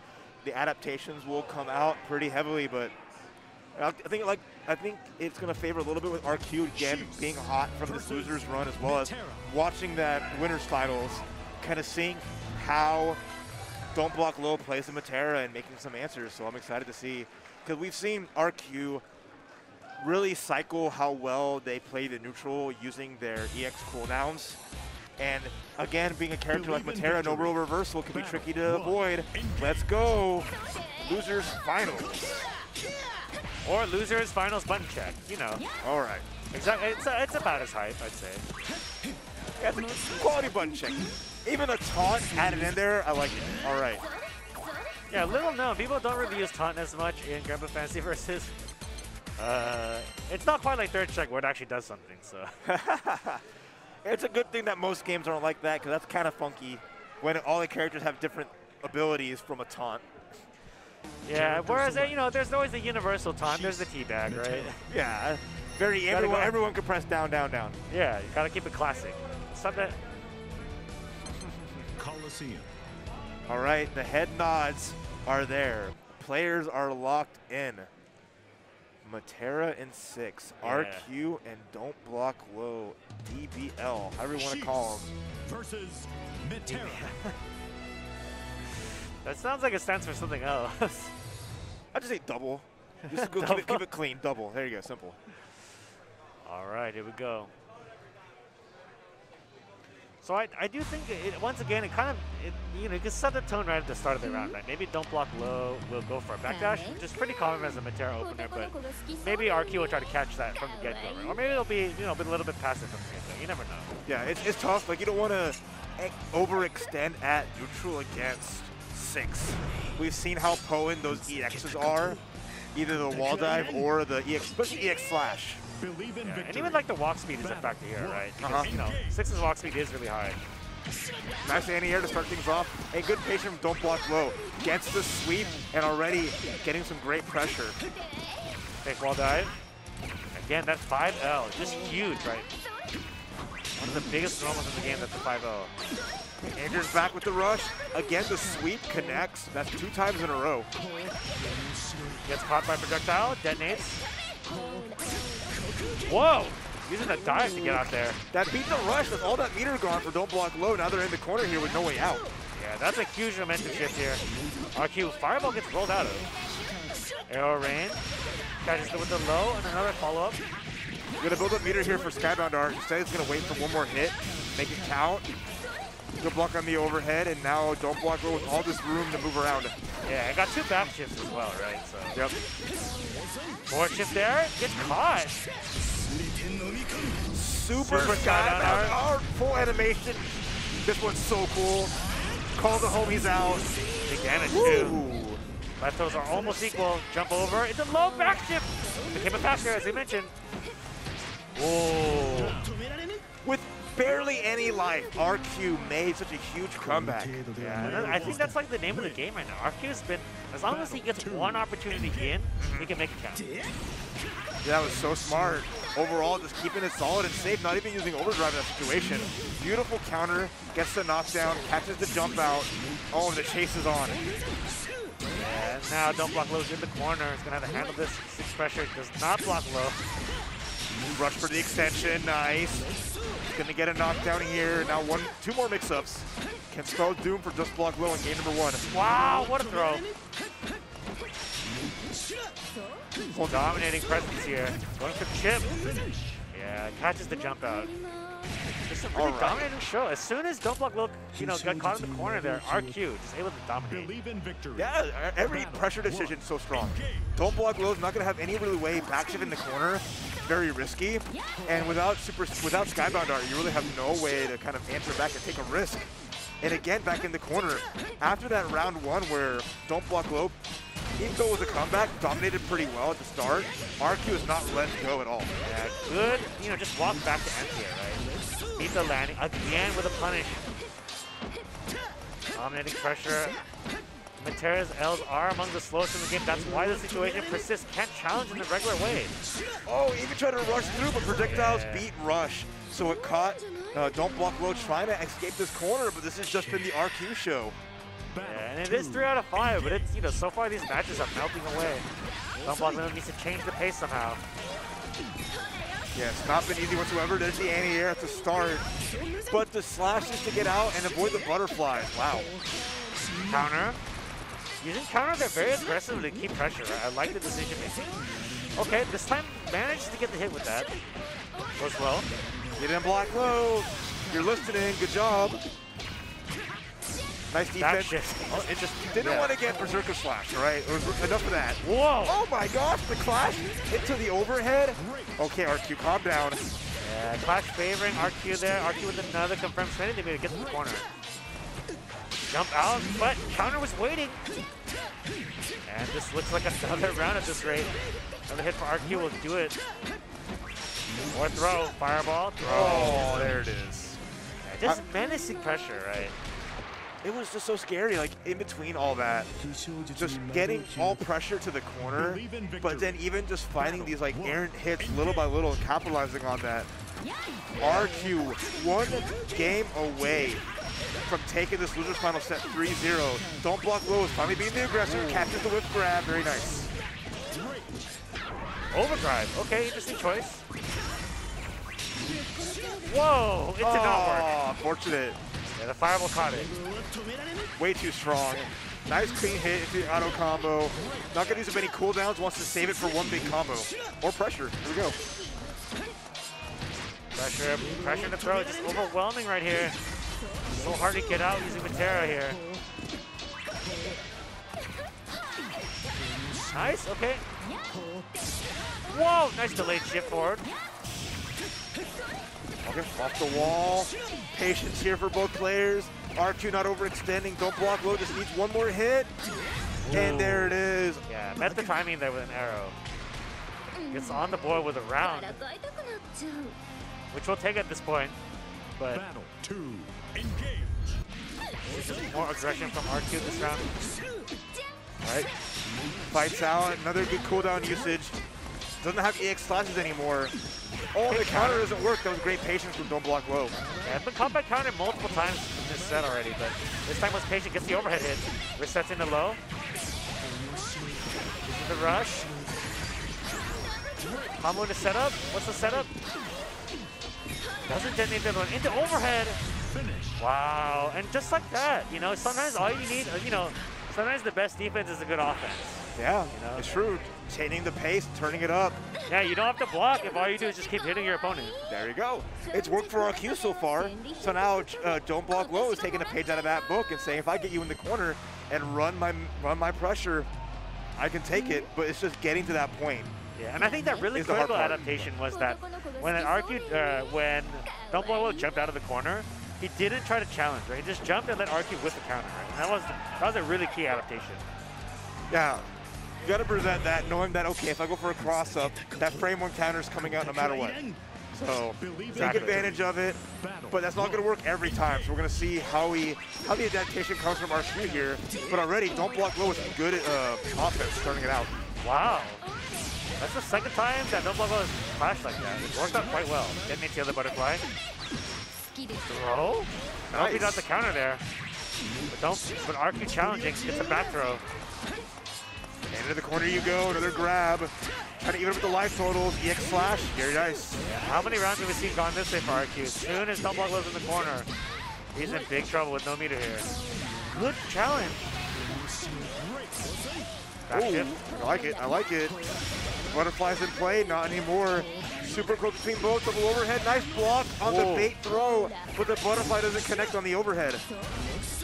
Really close game here. Throw gets broken. Dashes out. Disadvantage, and the fireball catches. Oh, he's trying to reset! But even after that, knowing you want to press after your 6 is at a disadvantage from the blocked universal overhead. Bet the counter, it paid off. Match point RQ. Good dodge, but 6 is still in, gets a throw. Another one. Look how far he takes you to the corner on those grabs. 2 grabs in the corner, finally gets out with the roll. Oh no. And the meter wants to build as big of a life lead as possible. Fireball, throw again. One more chip is a factor now too. Maybe he can't even OD. He's in big trouble here. Aww. Yeah.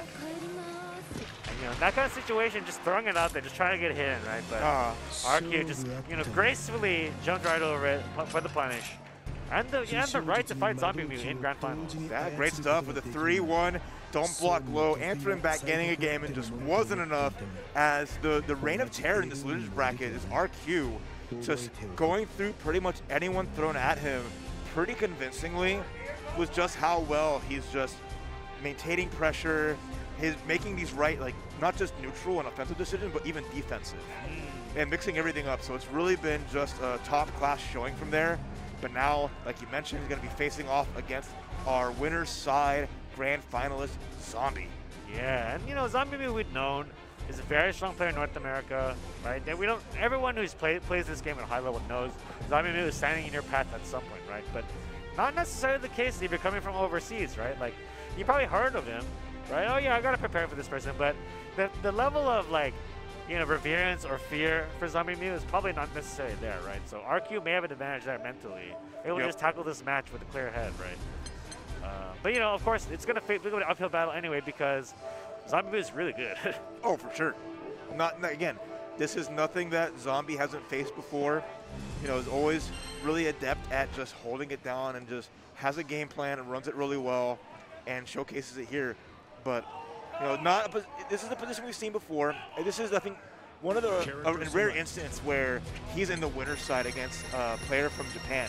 Because typically you've seen from like CEO or Evo trying to run it from the loser's side and maybe fall short. So this would be a great like feather in the cap. If you can say, hey, I'm starting out 2023 beating international competition that I've typically had a harder time against. Right, and you know, it's really hard to say. It's not a foregone conclusion. You know, we know that RQ does need to win 2 sets to win because it is grand finals and Zombie is in winners. But, you know, that is a pretty big advantage. But as you've seen, RQ is hot right now, you know. He's playing so many sets. He's made a lot of comebacks too, right? So we know that clutch factor is there. So it could definitely go either way. You know, it's not a foregone conclusion that just because you have the advantage of winners, you could end up losing both rounds, right? Both sets, right? So. Well, we'll see. There's a big story to be told here. There's a great match coming through, and we even have the signs in the back. The crowd is ready. I hope y'all are at home too. Here's our final match for this top 8 Granblue Fantasy Versus at Frosty Faustings. And winner's side, Zombie in the Cagliostro. Losers from Japan, RQ representing the 6. All right, here we go. Believe in victory. Battle 1. Engage. Into a button check. Yeah, I gotta have the button check because you know it's no fun if I just lead into you gotta always be ready. You know, you gotta always be ready for what's coming. That's what we've taught you here in this top 8. You at home as well. Yep. I mean, maybe someday in Rising they add the ability to like check your buttons in the character select, like other games. That'd be a nice quality of life. Doesn't mean you won't see button checks, but you know. Yeah, I wish like when you pick your character, you could move them around as if they're in the game. Wouldn't that be cool? That'd be cute. Like you see, that. like the sprite is literally there, right? You know, just let me move my character. All right, now for realsies this time. Grand finales, and it's only Friday night. The winner of this, loser of this, they get to just mash casuals. The rest of the weekend, it's beautiful. Or not, they could just go out to dinner. If they lose too, they could do that too. Either way, but the possibility is there. They got a Saturday ahead of them for whatever they want, and I'm excited. The rare 2-day event, but winning it doesn't mean any less than a 3-day event. Exactly. So out of 160 plus entrants, down to the last 2, RQ versus Zombie Mew. Shees versus Cagliostro. Ooh. I would say I'm getting butterflies, but Matera's not on screen anymore. Yeah, instead of getting rocks. All right, well, we'll see if RQ gets rocks or if 6 has enough left in the tank. Yeah, what I do like about RQ's playstyle is that, you know, you can never really count him out, right? And same with Zombie Mew. Like, one hit can go all the way to like a, you know, one-touch situation in a lot of scrambles. So oftentimes you can never count either of these players out, and that's what we learned, you know, watching them thus far in this top 8. All right, let's begin Skyfarer's final battle. Engage. Again, representing the EX Slash right off the bat. Now, without that tool to get around a lot of these, the seals and the spears, Zombie, nice grab, but even better tech. Okay, good punish on that back teleport. Ooh, good challenge from Zombie Mew though. Wow, tried to counter the teleport, but nice! Read the throw. What a read. That's huge. Regular knockdown. Cooldown still available. Overdrive. Overdrive beats the throw there. Yeah, as you see, RQ seems to have some familiarity with the matchup. Currently erasing the seals whenever it's available, right? Yeah. And you like to see that because it creates some advantage because, you know, Cagliostro put in the effort of making those, so being able to erase them helps a lot. Yeah, great 2L for it, making it work. Teleport in. Nice! Oh, I didn't expect him to counter there. He might have tried to super. Ooh, yeah, trying for the cheeky overhead there. Zombie Mew was ready for it. Yeah, great challenge. Round 1 from Zombie. Down to the wire at the end of it. It's gonna be, we're in for the long haul, folks. Okay, EX flashes. Nice rollout. Yeah. Read the fireball, but the wall dies. Here we go. Good pressure from RQ. Doesn't confirm that. That could come back to bite him.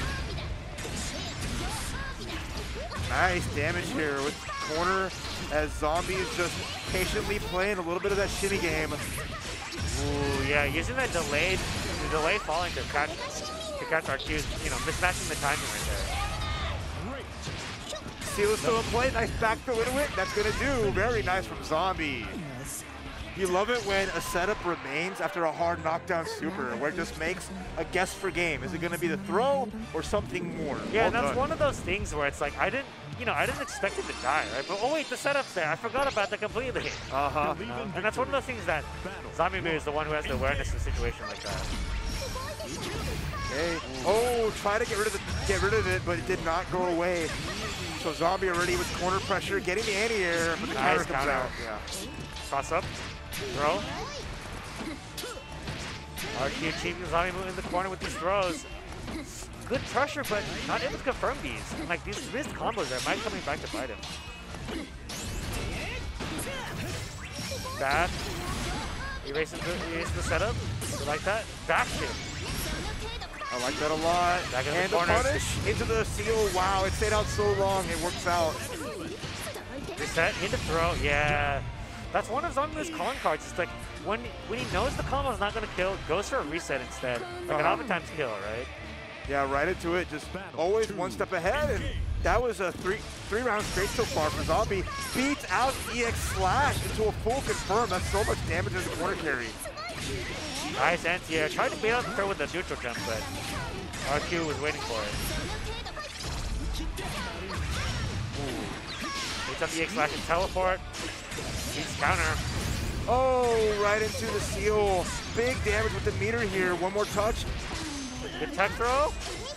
Overdrive. It's going to connect. And RQ's in trouble. We've seen him make comebacks like this before. Fireball. Running out of steam though. Gets a grab. Needs a lot more. Scary. Anti-air did not work. But it looked like it was a 2M instead of the 2H. Yeah. Zombie got a big jump in, and that was up 2 games to none. 1 away from Sealand Grand Finals and taking Frosty Faustings. And that's one of the things that's about Zombie's playstyle, right? Sometimes Zombie goes for a jump in that makes the seed delay the fall. Sometimes just goes for a pure jump in just like that, right? And just by planting those seeds earlier on has made it difficult for RQ to react accordingly. Oh, no fear in Zombie. You see, not even worrying about EX Slash. And now the pressure is on as Zombie's in attack mode. Okay, setup is out. Back jump, good choice. Fireball trades. And RQ still stuck in this corner. Despite cornering every other opponent, Zombie is not afraid and is making this offense work so well. Whoa.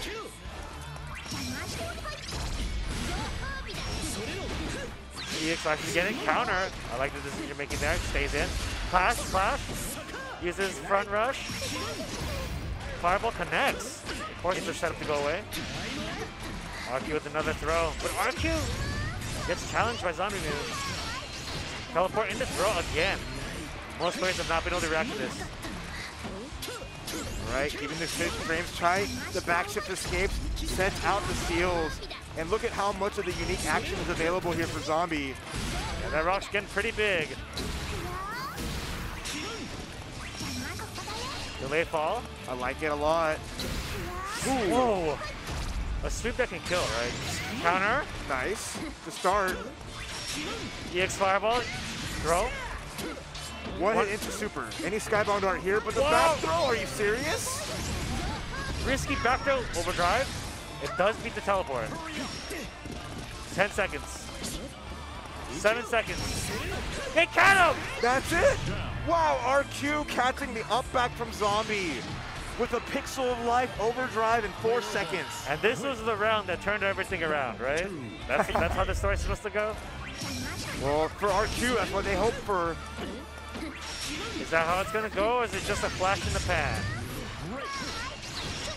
Nice grab again. Very good. Yeah, most players have not been able to react to teleport right in the throw, but RQ undeterred. Gonna get some offense going here. Another throw. Grab's paying off. The frame traps are hitting. Not a lot of damage from them, but teleport. Ooh, off the wall. Responds to off the wall.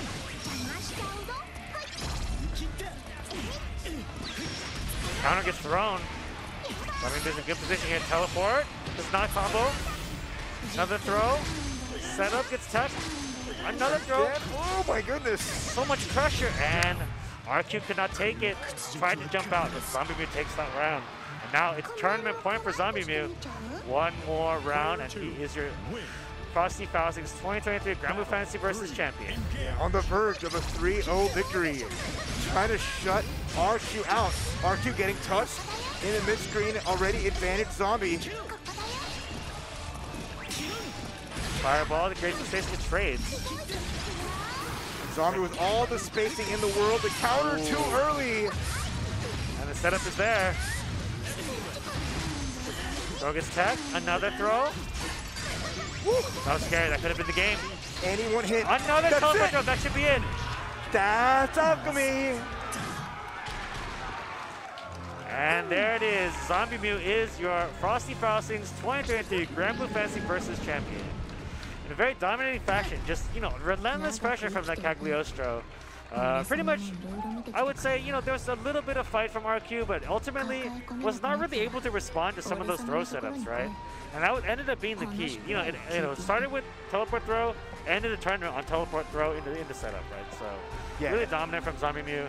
You know, obviously we knew he was one of the best players in North America, and you know, obviously showing with a great showing here. Yeah, for sure.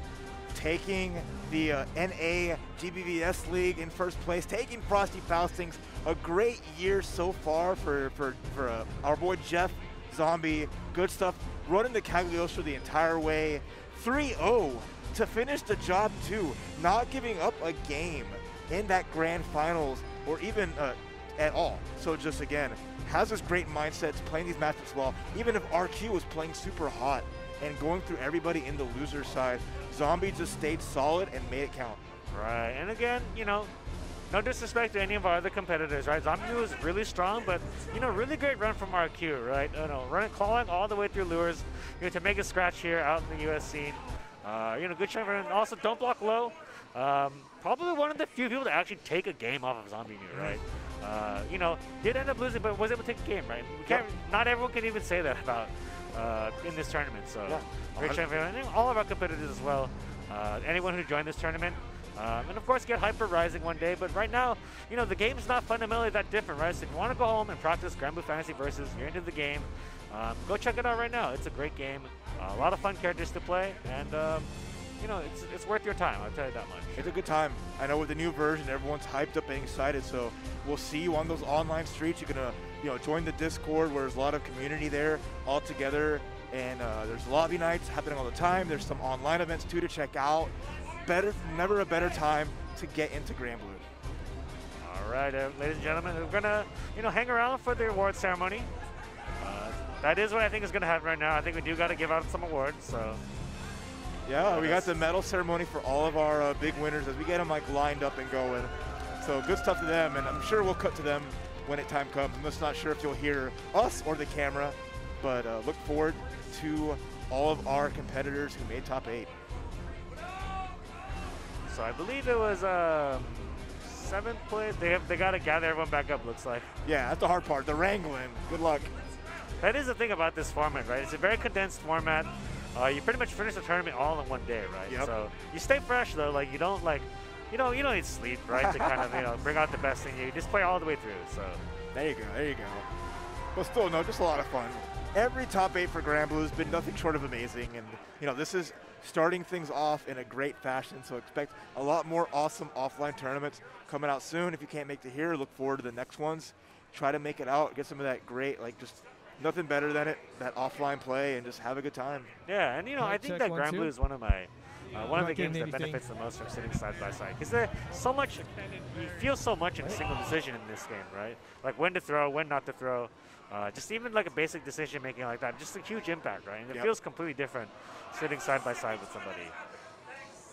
All right, so our players are pretty much all up on stage. The award ceremony will begin shortly here for Frosty Faustings Granblue Fantasy Top 8. They're lining them up. Make sure they're in the right order. I'm looking for myself right now. Here we go. All right. We'll make it work. Medal or whatever. Yeah, we'll make sure it gets to him. And then are the cards in there too? Perfect.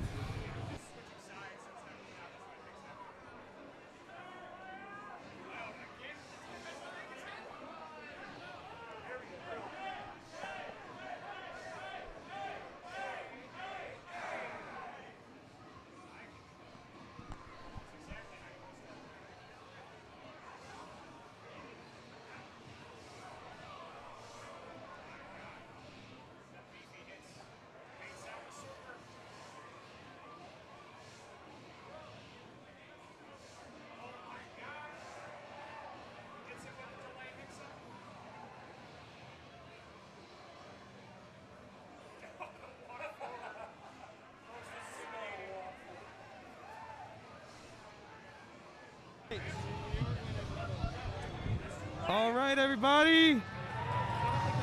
Oh, wait. Yeah.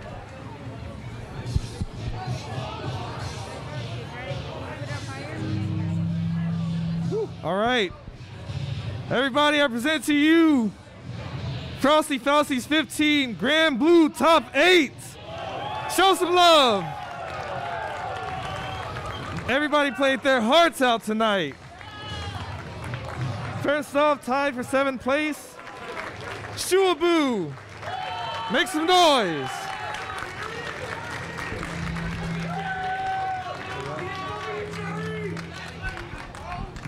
Tied for 7th place also. Wait. Me scratch. Yeah. Tied for 7th place, Booskar Lose.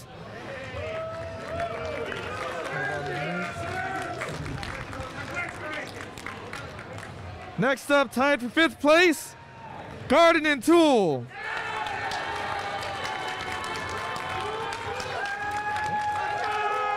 Let's go. Good shit. Play your heart out. Next up, also tied for 5th place, Beepaw.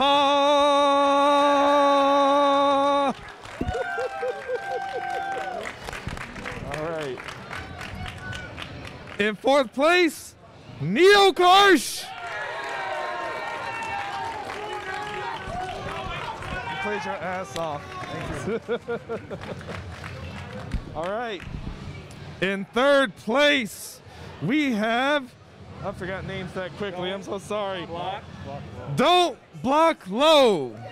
Thank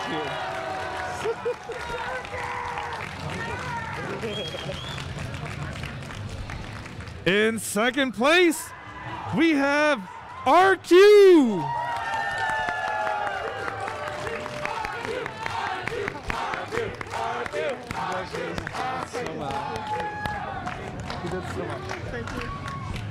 And last but not least, we have your Grand Blue Frosty Falsies champion in 1st place, Zombie Moo!